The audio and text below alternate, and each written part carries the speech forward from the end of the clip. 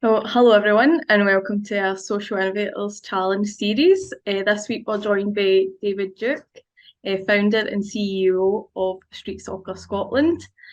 David is well-known face and voice within his sector and admired for his passion to create impactful social change and inclusion for people and communities across the UK and beyond. So, welcome, David, and thank you so much for joining us. Yeah, no bottles. I've always liked getting involved with you guys. You do a great job. So, Thanks, David. So, just to get us started, why don't you tell us a wee bit about yourself and your journey to making Street Soccer Scotland a successful business? yeah, I mean, so obviously I founded Street Soccer in 2009, with this kind of the main purpose was to kind of use football to kind of bring people together who were kind of isolated, working with groups, people coming from kind of homelessness backgrounds and experiencing kind of mental health and maybe going through addiction and so on. And all these things lead to you becoming very isolated, lonely, and kind of cut off from society in some respects. And football was the kind of what helped me in the past in terms of connect and find some purpose and some, something to look forward to. And yeah, that was the ambition back in 2009. The story behind it was based on my own journey as well. I've got lived experience of kind of homelessness and mental health, and football, came at a time in my life and I really needed it. I really needed to have somewhere to be, something to focus on, and the kind of the support you got from your coaches and your teammates and stuff like that. So, it proved to be, life changing for me back back in 2004, and then in 2009, having worked as a community worker and a support worker, and having done football coaching and stuff like that, it made sense to try and give street soccer a go. So, kind of set it up, got a startup grant, kind of £3,000. And it was just as simple as I bought a bag of balls, second-hand laptop, got posters made, and just started creating these kind of free football sessions. Um, Initially, just to, as I say, get people out of isolation and playing, but then quickly looking at, when somebody gets involved, what else is there for them? Because actually, a lot of players and people that we support might have various complex issues going on in their life, and things that they maybe need a wee bit of help with and a wee bit of support with. So the challenge was to find the right partners and organisations who could provide some of that support kind of off Yeah. pitch. As because at the start it was only myself, but as the years went on, we managed to increase the staff. So that's how it started. Aye, it's amazing that you've just came for like a bag of balls and look at you now, like Yeah, amazing. It's kind aye, of ties into that like healthy body, healthy mind. So I love yeah. that. I mean, it's a Amazing. belonging. I think COVID has shown all of us what it's like to be isolated and alone and kind of cut off and living with kind of fear and insecurity. And sadly, a lot of people in Scotland faced that before COVID and still face it just now. Yeah. You look at things like cost of living crisis, which is obviously affecting all of us just now. But there's been a cost of living crisis for one in four children in Scotland for 30 years. And Yeah.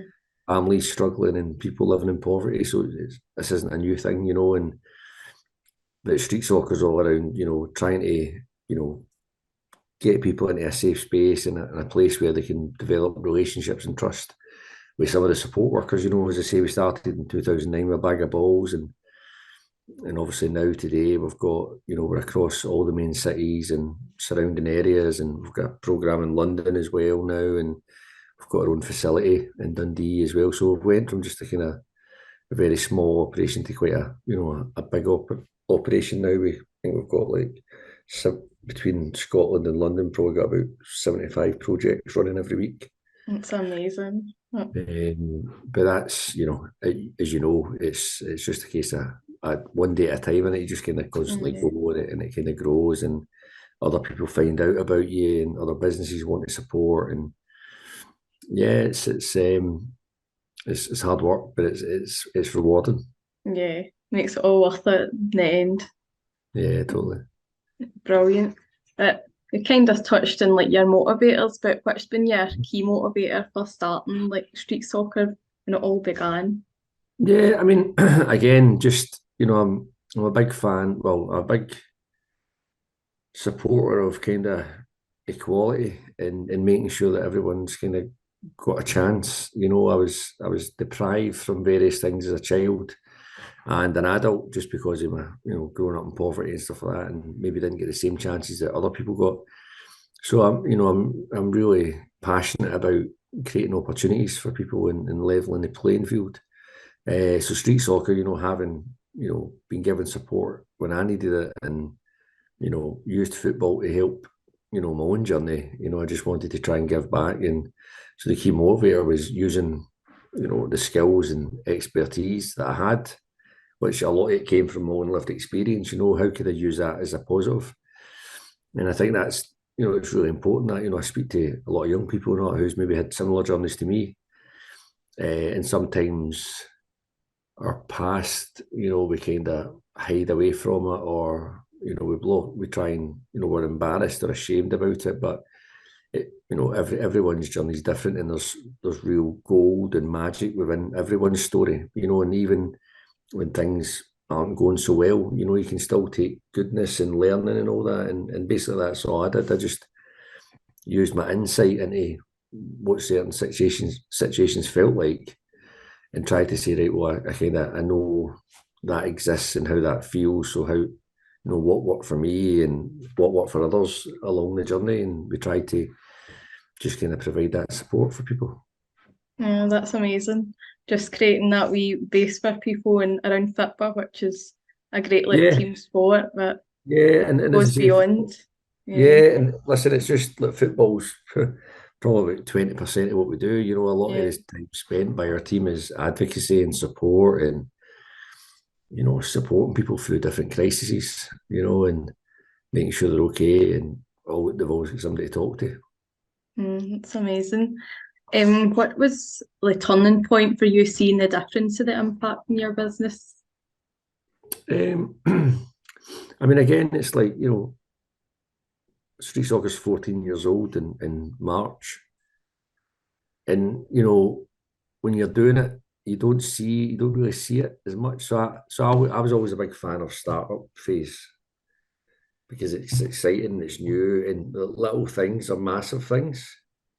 But then as you kind of expand, talking from a kind of business perspective and a kind of or running an organization and charity, there's so much going on, so it's hard to actually focus on key things. But you know, working in a kind of purpose-led organization, it's what drives you is basically for what drives you is you want to make a difference, and there's a turning point, almost every day, because when you go out on the pitch and you see players, you see people changing their lives, you know it's inspiring and humbling, and actually you feel like personally I feel privileged to be at the side of the pitch or be on the pitch. I feel like it's a real privilege, and you just meet so many amazing people and hear some amazing stories, and you see so much courage and resilience and inspiration,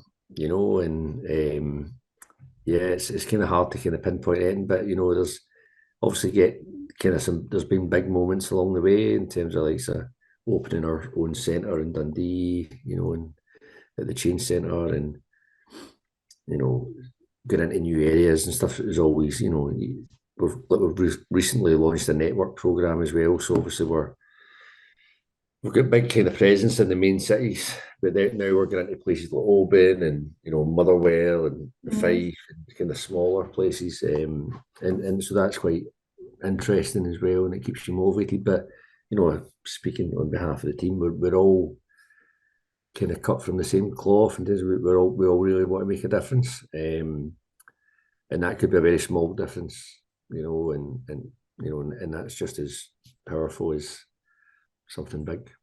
yeah, you just become part of like that person's journey and you'll make such a huge impact in so And many they, lives. yeah, and they become part of our journey as well. It's a two-way thing. It's like the value of street soccer is and the value of is in the players. They are street Yeah. soccer. Oh, I So love that. we're as much they're as much as part of our journey as we're as part of theirs. Yeah. Oh, that's amazing. These days, so many amazing projects, and it'll make such a difference to so many people, but love it. And just one last wee question, what hints or tips could you offer to our students that maybe looking to set up their own business?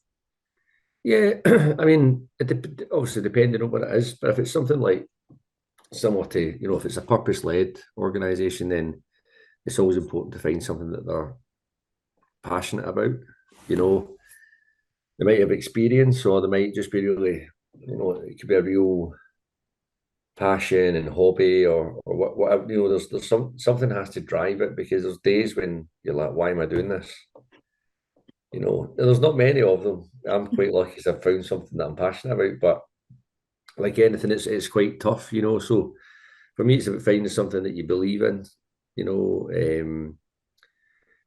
and trying to kind of maintain your own kind of values and your belief as you go forward, and just kind of put everything into it, and also, tap into the experience that's out there. When I had no idea how to run an organization when I started, but through setting up committees and working groups and board the trustees and directors, you can start to say, right, well, in order to get you know from A to B, I'm going to need this skill set, I'm going to need this. So actually, but if it's a purpose-led business, there's loads of people out there who want to make a difference. So just because someone works in like a corporate background or whatever, everyone, well, 99.9% of people in the world want to make a difference, but it's about how you enable it.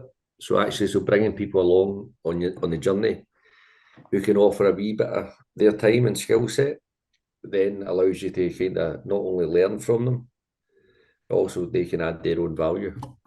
I always say to people, the first thing to do is kind of bring in the people you can't afford to hire.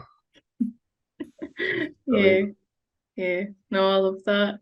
It's good to say to the students that you're never alone, let ask for help and Yeah, we can and there's loads of people willing to. I've yeah, been very lucky since day one. I've had loads of good mentors, loads of good relationships with very successful entrepreneurs and kind of charity leaders, and loads of different types of people, and everyone's willing to give you their time and help. So take it. You yeah, can't. It's really hard to do it on your own. And actually, it's always sometimes it's good to do it with a teammate as well. So having like a co-founder, you know, yeah, um, you know, being a kind of solo founder is always hard.